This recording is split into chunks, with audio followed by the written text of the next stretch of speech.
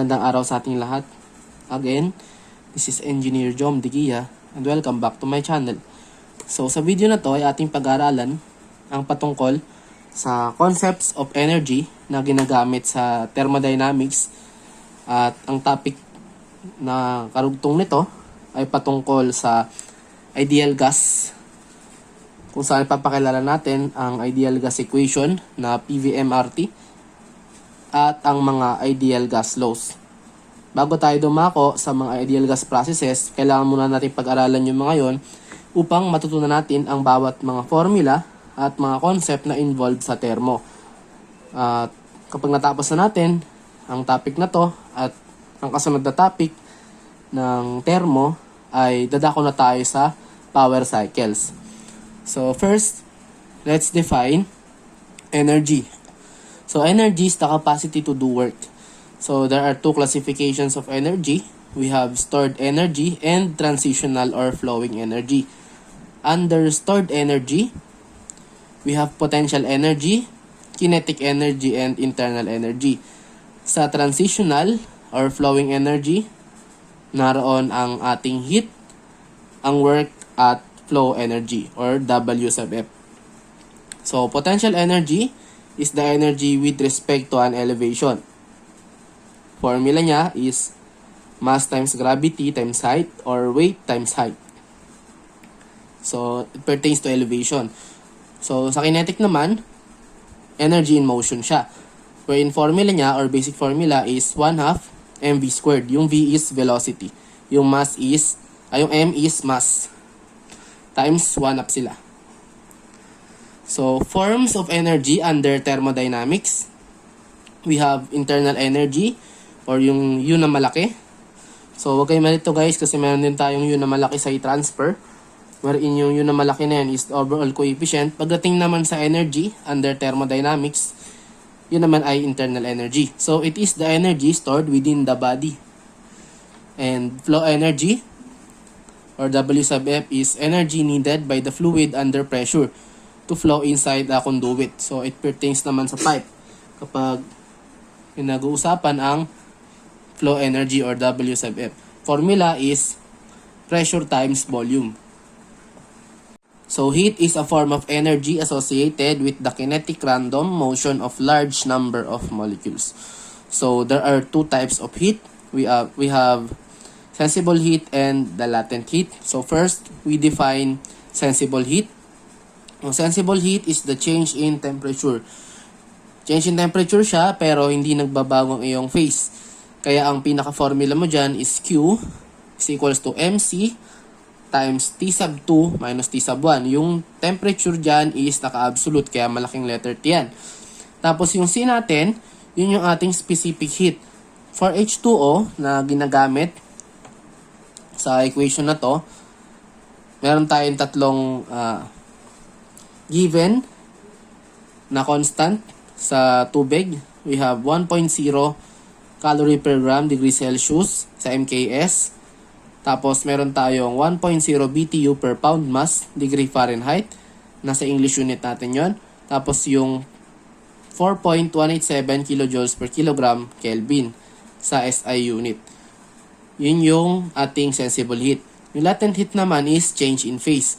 Change in phase at the same time hindi naman din nagbabago ang kanyang temperature, retain. Kaya ang formula mo dyan is Q is equals to M times L. Yung L mo is maaring latent heat of fusion siya or latent heat of vaporization. Para sa H2O to ice, kung mag-freezing ka, ang LF mo dyan or latent heat of fusion mo is 80 calorie per gram sa MKS, 144 BTU per pound mass sa English unit, at 335 kilojoules per kilogram mass sa SI unit. Pag boiling water naman or vaporization ang pinag-uusapan, ang ating latent heat of vaporization ay 540 calorie per gram sa MKS, 970 BTU per pound mass sa English unit, at 2,257 kilojoules per kilogram mass sa SI unit. So wag nating kakalimutan itong mga constant na to dahil lagi itong kinakailangan sa pagsusolve ng mga following problems sa thermodynamics and also higher thermodynamics subjects like power plant engineering and industrial plant engineering. So now we are going to the laws of thermodynamics. There are 3 laws that governs thermodynamics. First is the first law of thermodynamics, where it is defined as the law of conservation of energy. Yung sabi dito, energy cannot be created nor be destroyed. It can only be transformed. So there is an energy balance. Energy in is equals to energy out. If we consider 2 bodies or 2 points involved in a system, we have equating the equations of point 1 wherein involved doon ng potential energy, kinetic energy, enthalpy, at ang iyong heat na papasok sa system at lalabas sila sa point 2 na magiging potential energy at point 2 plus kinetic energy at point 2 plus enthalpy 2 plus work. So, there are types of system. Pinaka ginagamit natin dito yung open system tsaka closed system. So, di ba, nabanggit ko na sa ating topic ng law of conservation of mass, kasama doon yung isolated. Pero dito, ibigyan focus natin yung open system tsaka closed system. Kasi, naroon yung ating mga following equations, gaya ng sa open system, ang ating equation is Q is equals to delta ng enthalpy plus work steady flow. So, pag sinabi sa problem na work steady flow, gagamitin natin yan. It means open system. Gagamitin natin yung equation na yan. Pag sinabi naman closed system, work non-flow naman yon. So, formula niya is delta ng internal energy plus work non-flow na binibigay yan sa problem. So, doon tayo sa second law of thermodynamics. It is defined as law of increased entropy. Processes that involve the transfer or conversion of heat energy are irreversible. So there is a law of irreversibility. It also states that there is a natural tendency of any isolated system to degenerate into a more disordered state. So hindi natatapos yung pagkakaroon ng disorder ng molecules. Kaya ang formula niyan is delta S or delta ng entropy is equals to heat over temperature. Okay, yung temperature naka-absolute value or absolute form siya. So, next law is tinatawag nating third law of thermodynamics. The total energy of pure substance approaches zero as the absolute thermodynamic temperature approaches zero. And may dadagdag tayong for law which is tinatawag nating zeroth law of thermodynamics. Wherein zeroth law of thermodynamics is defined as when any of two bodies are in thermal equilibrium with the third body, they are in thermal equilibrium with each other. So, meron dalawang bodies na involved na merong thermal equilibrium sila. Tapos, doon sa pangatlong body is nagkakaroon sila ng thermal equilibrium din. So, nagiging pantay-pantay sila. Kaya, masasabi natin dyan, yung third body dyan is usually a thermometer. So, ayun po ang ating mga laws ng thermodynamics. So, next dito naman tayo sa tinatawag nating ideal gas or perfect gas law. It is defined as the law that the product of the pressure and volume of 1 gram molecule of an ideal gas is equal to the product of the absolute temperature of the gas and the universal gas constant. So, it is defined by the formula PV or pressure times volume is equals to mass times gas constant times temperature. PVMRT. Yung R doon is gas constant. Formula niya is R bar over molecular weight. And other formula na ginagamit sa ideal gas is PV is equals to nRT. So yung N is number of moles naman siya. So, sa air, pinaka-ginagamit natin sa ideal gas law is ang gas constant niya ay 0.287 kilojoules per kilogram Kelvin sa ating SI unit, 53.34 foot-pound force, pound mass, degree Rankine pagdating sa English unit. At lagi natin tatandaan na ang molecular weight ng air ay 29. Sa board exam, lumalabas po yan. Ang ating universal gas constant, itong ating babalikan, ang kanyang value ay R bar is equals to 8.3143 joule per mole Kelvin sa ating SI unit. 1,545 naman foot-pound force per mole degree Rankine pagdating sa English unit. And 0.0821 liter ATM over mole Kelvin sa ating MKS. And then, kasama sa ating ideal gas law na minimemorize lagi natin is yung tinatawag nating Chonshe. So, itong mga elements na to is fundamental sila na kadalasang lumalabas sa mga problems sa board exams involving ideal gas law. Other elements na involved sa gas law equations. So, yung C, alam naman natin na yun ay carbon. Yung H sub 2 o yung H2 mo, yun yung hydrogen. Yung O2 mo, oxygen. Yung N2, nitrogen. Yung S, sulfur. Yung He, helium. So, molecular weight nila nandiyan sa baba. So, tinatandaan itong pattern na to guys, Chonshe. Tapos, tandaan nyo rin itong mga molecular weight nila. So, itong 1 times 2. So, yung multiplier lang naman yan. Diba? Atomic number ng hydrogen mo 1. So, multiplier 2. Oxygen mo 16, multiplier 2. Nitrogen mo 14, multiplier 2. And then, eto po sila, ginagamit. Okay? Para po yan dito. Pagkukunin yung gas constant ng certain na gas na involved sa problem. Okay? Yun po. Kung hindi air ang binigay. So, dadako naman tayo guys sa specific heat ratio. So, itong specific heat ratio is denoted by the symbol or the variable K.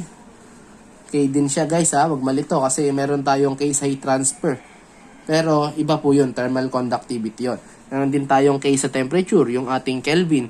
Kaya itong K na specific heat ratio is K na maliit.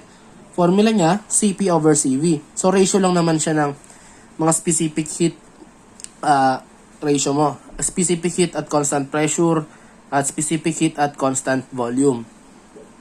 So, yung Cp dinivide sa Cv.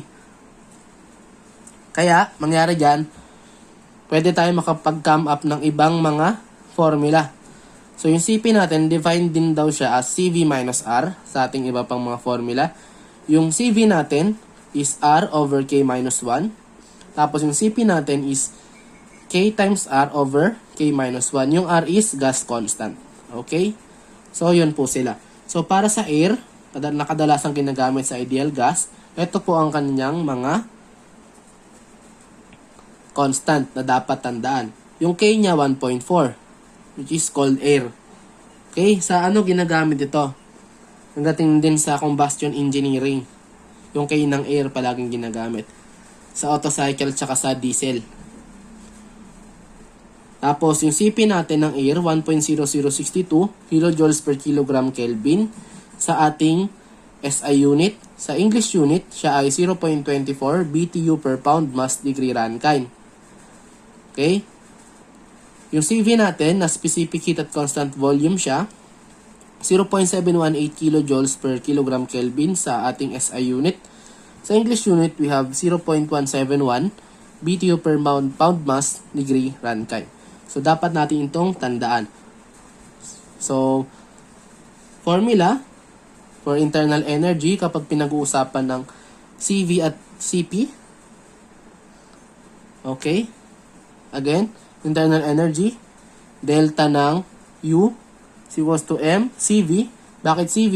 Kasi, specific heat at constant volume ang pinag-uusapan pag sa internal energy. Okay? Times delta T. Temperature ng final minus temperature ng initial. Naka-absolute. Enthalpy, delta H, yung H na malaki, is equals to M mass times Cp, or Cp is specific heat at constant pressure. Yun. Tapos, multiply sa delta temperature, naka-absolute. Temperature ng final minus temperature ng initial. So, under ideal gas laws, meron tayong tatlo. We have Boyle's law, Charles law, and general gas law. Boyle's law, In a confined gas, if the absolute temperature is held constant, the volume is inversely proportional to the absolute pressure. So dito, absolute ang ating temperature at ito ay constant. Kaya mangyari dyan, P1 times V1 is equals to P2 times V2. So yun po yung ating keyword pagdating sa Boyle's law. Temperature is constant. Kaya matitira is pressure tsaka volume. Tapos pagdating sa point 2, sila pa rin yun. Okay? P1 V1 is equals to P2 V2.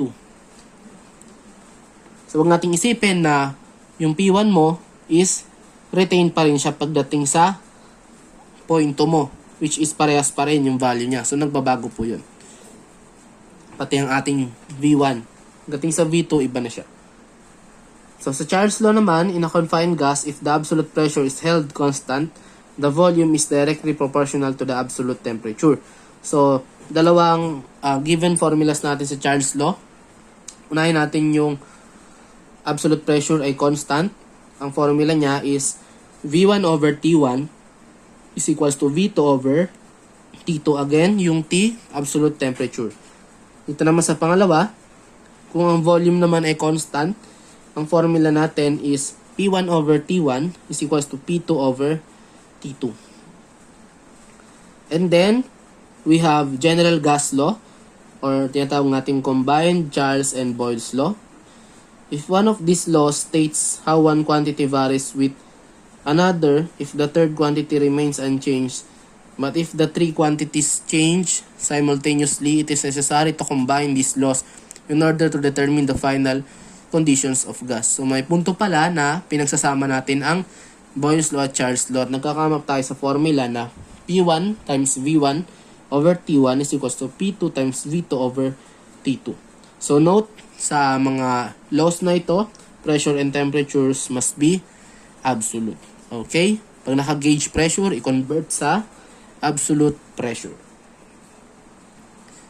And then, next, we go to Dalton's law of partial pressure.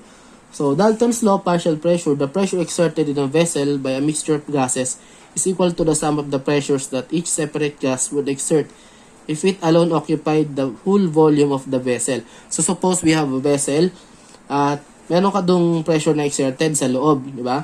So, yung iba't ibang gases mo na nandoon, yung pressure nila na in-exert is magsasummation sila.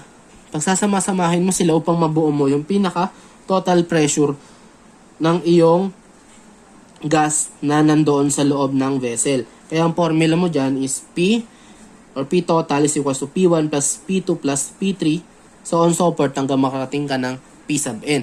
So ginagamit din itong formula hanggang makarating ka ng H back. So where P, total pressure, again, P1, P2, P3, partial pressure sila ng gases. So partial pressure is the pressure exerted by each gas. So next, we have Avogadro's law. At equal volume at the same temperature and pressure conditions, the gases contain the same number of molecules. So, M1 over M2 is equals to M na malaki at 0.1 over M na malaki at 0.2. Molecular weight yun, yung malaking M. Or, R1 over R2 is equals to M1 over M2. Yung M, ulitin ko, yung M1, M2 na maliit, sila yung mass. Tapos yung M1, M2 na malaki, sila yung molecular weight. Yung R1 and R2, gas constant. Tapos, other formula sa dapat tandaan sa ating energy concepts, delta U again is equals to mCV delta T. Delta H is mCP delta T. And delta and entropy o delta S is mC ln T2 over T1. So, yung C, specific heat. Okay, naka-ln yung mga absolute temperature mo. ln ng final temperature over initial temperature. Absolute temperature sila. Okay? So, sa next video lang natin i-discuss yung patungkol sa thermodynamic processes and ideal gas processes, yung tinatawag nating isometric, isobaric, ano pa ba? And isothermal, isentropic. Okay?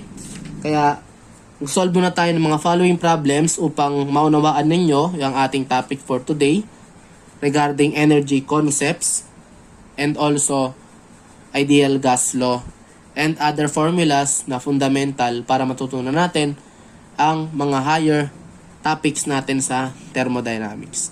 So let's go, let's solve for the following problems.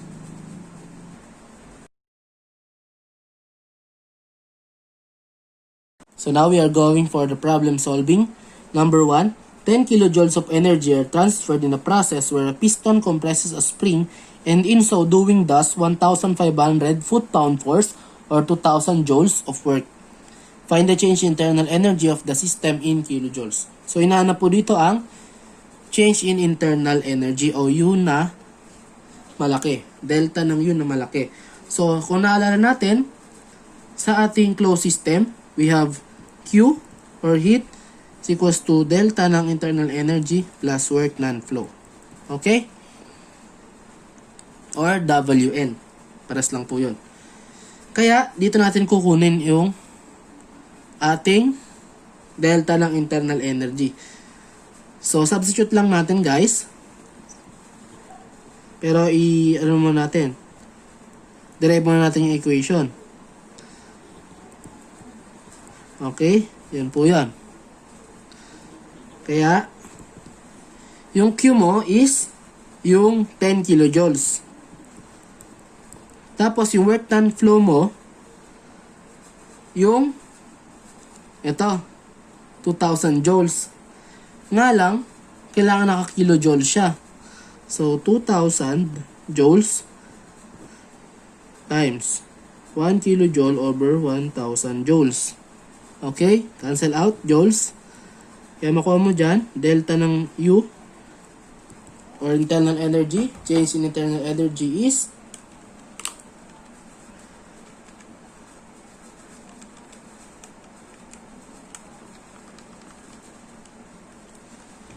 8 kilojoules. Yan po ang ating sagot sa number 1. Okay? So next problem, we have if a 1/3 horsepower pump runs for 20 minutes, what is the energy used in megajoules?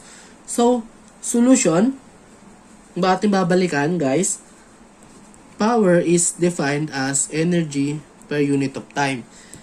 So, makuha natin doon, formula ng energy na power times time. Yung gagawin mo, energy, yung power mo, 1/3 horsepower. Okay? 1/3 horsepower. Multiply mo sa 20 minutes. So, hinihingi sa'yo is energy na naka-megajoules.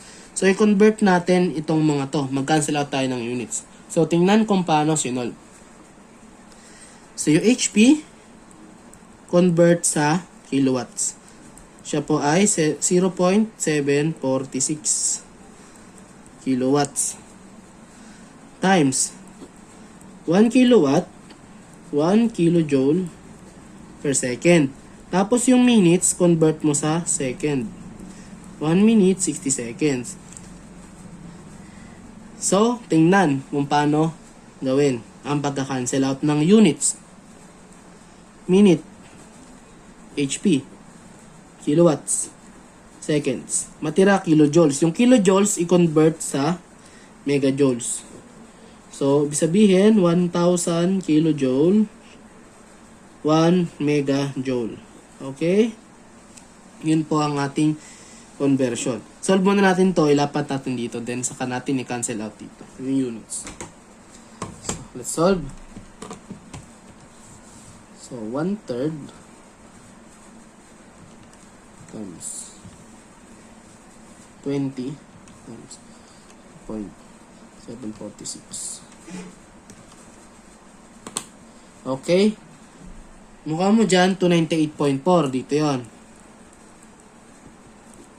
Naka-kilojoule pa lang yan. Convert mo sa megajoule.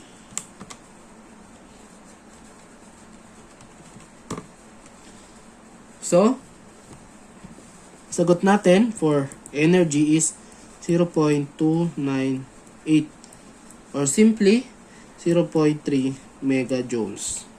So, yun po ang ating sagot for number 2. Napaka-easy lang yan, guys. So, we go for problem number 3. Number 3, during a non-flow process, the internal energy of a fluid changes from an initial value of 500 BTU per pound mass to a final value of 440 BTU per pound mass. If 30,000 foot-pound force per pound mass of work is performed by the fluid, compute the quantity of heat in BTU per pound mass added to or removed from the fluid during the process. So, solution. Simply, manggagaling yan guys sa ating heat na involve ang internal energy. Kapag involve ang internal energy, di ba? Internal energy plus work non-flow. Okay? So, heat ang hinihingi. Sabi kasi, compute the quantity of heat in BTU per pound mass. So, yung internal energy mo dyan, yung change nila, ito po yun. Diba, initial value mo to, ito final. So, ibig sabihin, final minus initial. So, mag-negative ang iyong heat dyan. Kaya mangyari, 440 minus 500. Unit po niyan is BTU per pound mass. Ngayon, magpa-plus ka pa po ng iyong work non-flow. Ito po yon, yung ating 30,000 foot-pound force per pound mass. So, 30,000 foot-pound force per pound mass. We already know the conversion, di ba? So, 1 BTU is, equal sa 778 foot-pound force. Kaya mag-cancel out dyan, guys, ang iyong foot-pound force. Okay? Magiging BTU per pound mass na siya. So, makakuha na po natin ang sagot for the Q or heat.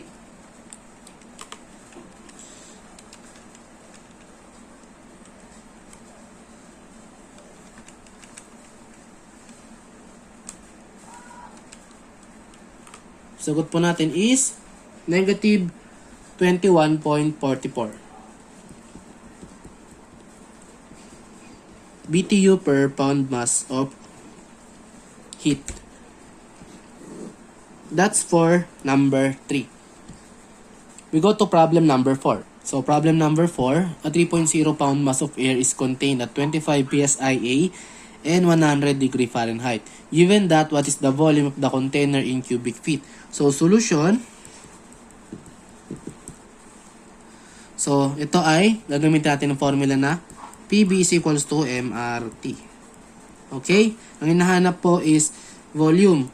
So, volume is MRT over P. So, substitute the given values, 3.0 pound mass. R natin. Ano ba ang ating R? 53.34. Sa air to 53.34 foot-pound force per pound mass. Ang ating temperature, 100 degree Fahrenheit. So, plus 460 upang maging Rankine. Ang ating pressure is 25 pound force per square inch. Convert natin, 144 square inch, 1 foot squared. Okay? Para madaling mag-cancel out. Ito ba dapat i-cancel out? Wala na. Ano pa yung mga dapat na tanggalin? Palitan. Wala na. Okay na. So, go. Cancel out units. Okay? Angat to. Yung sagot mo naka-cubic feet. So,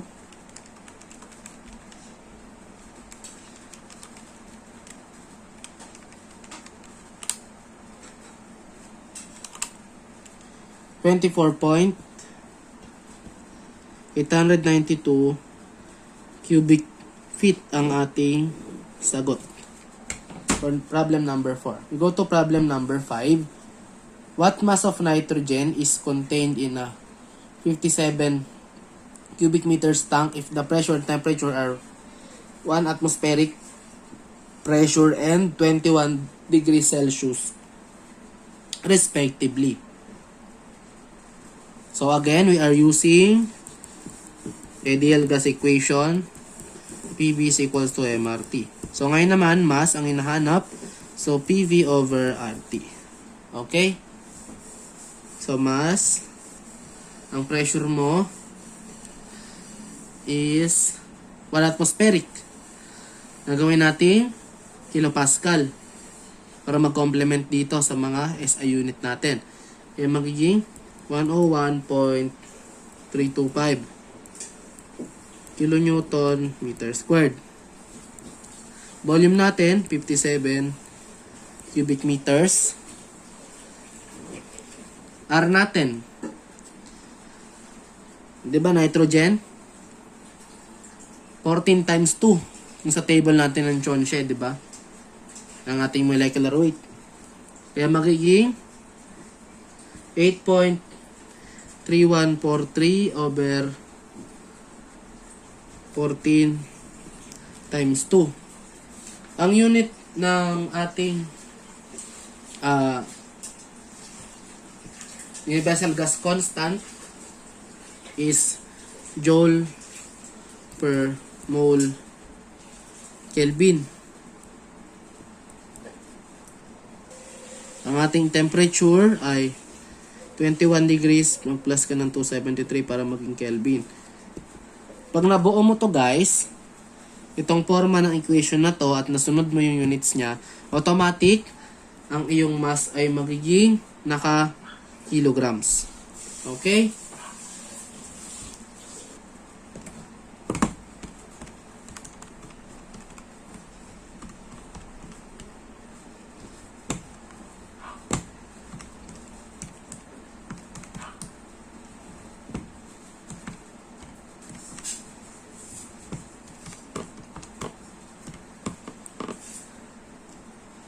Mass natin ay 66.16 kilogram mass. That's for problem number 5. We go to problem number 6. Problem number 6, we have find the change in internal energy of 5 pound mass of oxygen gas when a temperature changes from 100 degree Fahrenheit to 120 degree Fahrenheit. Specific heat at constant volume is 0.157 BTU per pound mass degree Rankine. So, solution, change in internal energy, alam naman natin, mCv delta T. So, substitute the given values. So, mass is 5 pound mass.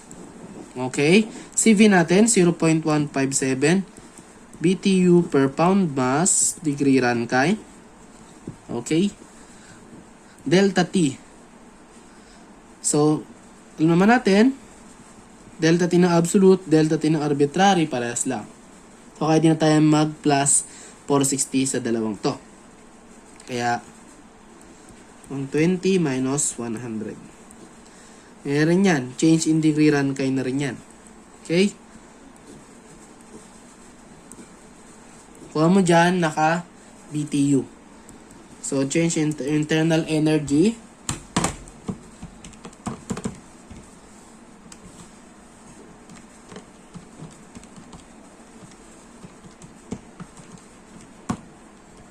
.7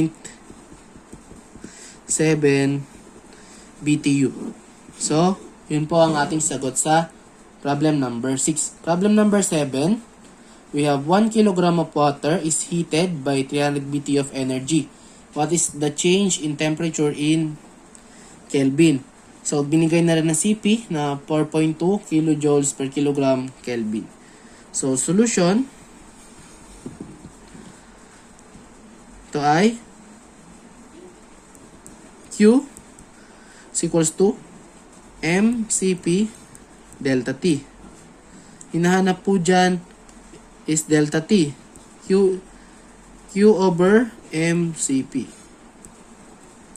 Okay? So, let's solve. Delta T is is equals to Q natin 300 BTU. So convert natin 1 BTU 1.055 kilojoules. Okay? Over mass 1 kilogram. CP 4.2 kilojoules per kilogram Kelvin. Kilogram cancel, kilojoules cancel, angat Kelvin. Kaya ang delta T mo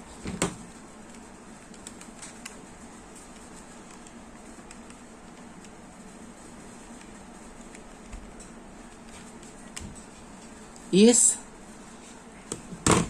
75.36 Kelvin. That's for problem number 7. We go to problem number 8. Determine the change in enthalpy per pound mass of nitrogen gas at its temperature changes from 500 degree Fahrenheit to 200 degree Fahrenheit. CP is 0.2483 BTU per pound mass degree Rankine. So solution, change in enthalpy is MCP delta T. Okay? So, inahanap dyan is change in enthalpy per pound mass. So, ibig sabihin, yung M na to, i-divide lang natin dito. Kaya, CP delta T siya. So, change in enthalpy per pound mass. Kasi, assume natin na 1 pound mass to. CP 0.2483 BTU per pound mass degree Rankine multiplied by change 200 degree Fahrenheit minus 500 degree Fahrenheit kasi final ito initial. So para sa naman change sila, kaya palitan mo na ng aryan dito. Kasi mo na itong degree Fahrenheit na to. Hindi naman yung change yan. Cancel, cancel. Kaya matira BTU per pound mass.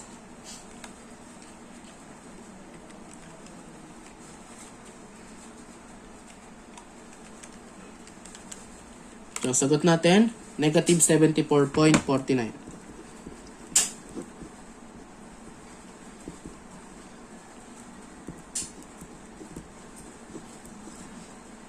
BTU per pound mass. Okay? That's for problem number 8. We go to problem number 9. Problem number 9, a closed vessel contains air at a pressure of 160 kilopascal gauge and temperature of 30 degrees Celsius. The air is heated at constant volume to 60 degrees Celsius with the atmospheric pressure of 759 millimeters of mercury. What is the final gauge pressure? So, solution,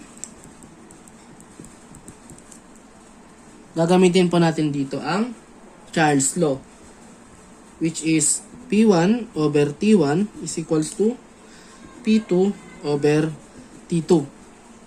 Okay? Kasi constant volume po ang pinag-uusapan. Ito po ang formula na gagamitin. So, simply, dapat naka-absolute yung pressure, absolute din ang temperature. So, substitute the given values. P1 natin is 160. Okay? We all know that P absolute is baro plus P gauge. So, itong 160 kilopascal is gauge. So, barometric pressure natin or atmospheric pressure natin is 101.325. Kasi diba pag di binanggit sa problem, yung barometric yung value nun, automatic, atmospheric pressure ang iyong gagamitin. So, 160 plus 101.325. Okay? Over T1 mo, 30 plus 273. Ngingi is ang iyong final gauge pressure. So, final gauge pressure, P sub 2G. Magpa-plus ka pa rin doon ng 101.325, di ba? Yun.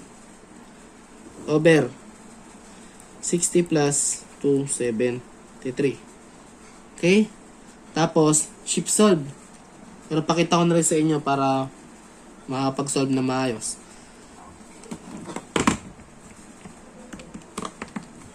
So, ito po yun.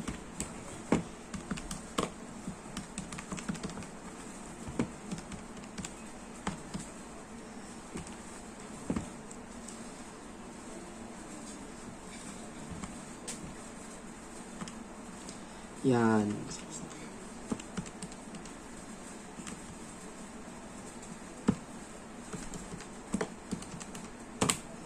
Lalabas natin dyan is 185.8. 87 kilopascal gauge. So, ito po ang ating final gauge pressure. So, we go to the last problem for this video. Problem number 10. Problem number 10.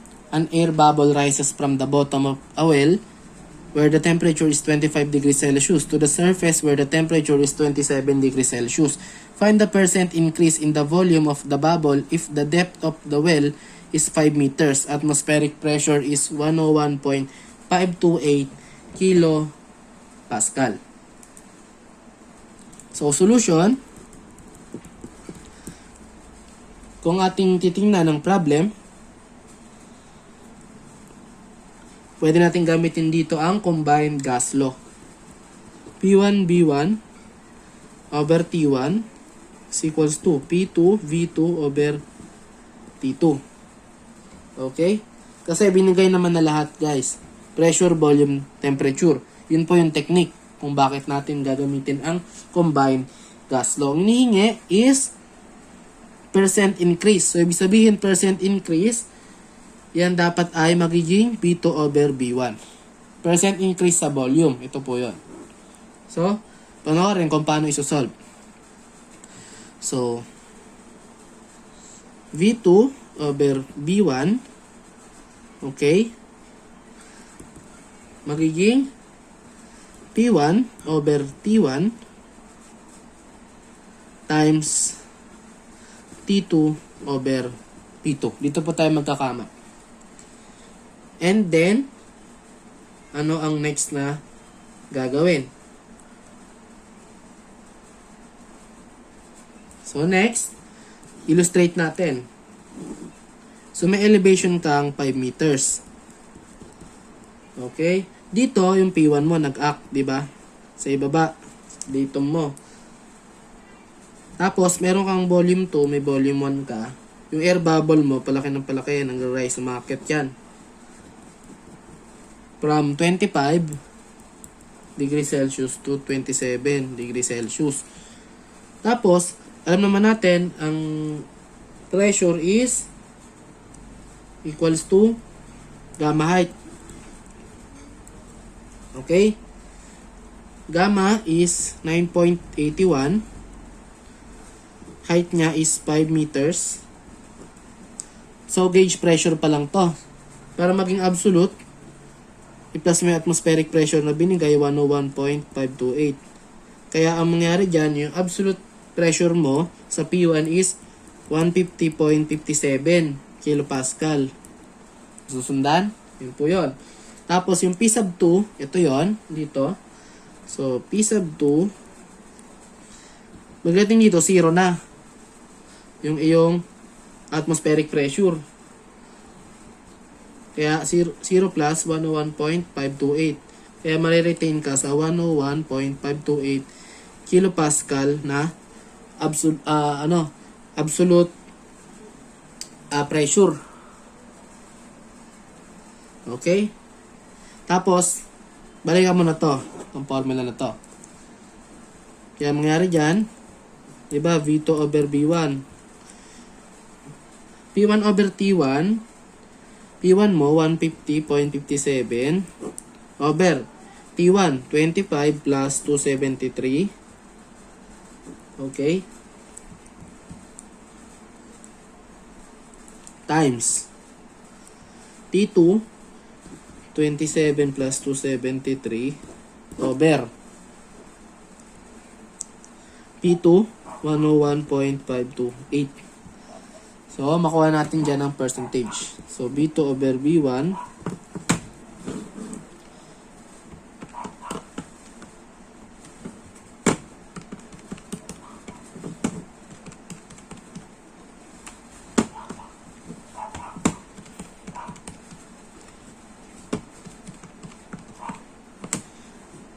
makuha natin ang percentage na 1.493%.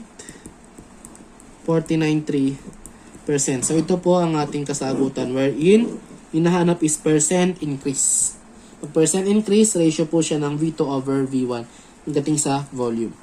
So, ayun po ang ating mga problem solving regarding energy concepts and ideal gas laws. So, kung kayo pa yung may mga katanungan, don't forget to comment down below. And don't forget to subscribe to my channel upang kayo ay updated sa aking mga next tutorials na i-upload. So, nawa may natutunan kayo regarding sa ating mga pinag-aralan for this topic. At sa ating next video, mag-aaralan naman natin ang iba pang mga topics at dadako na tayo sa ideal gas processes.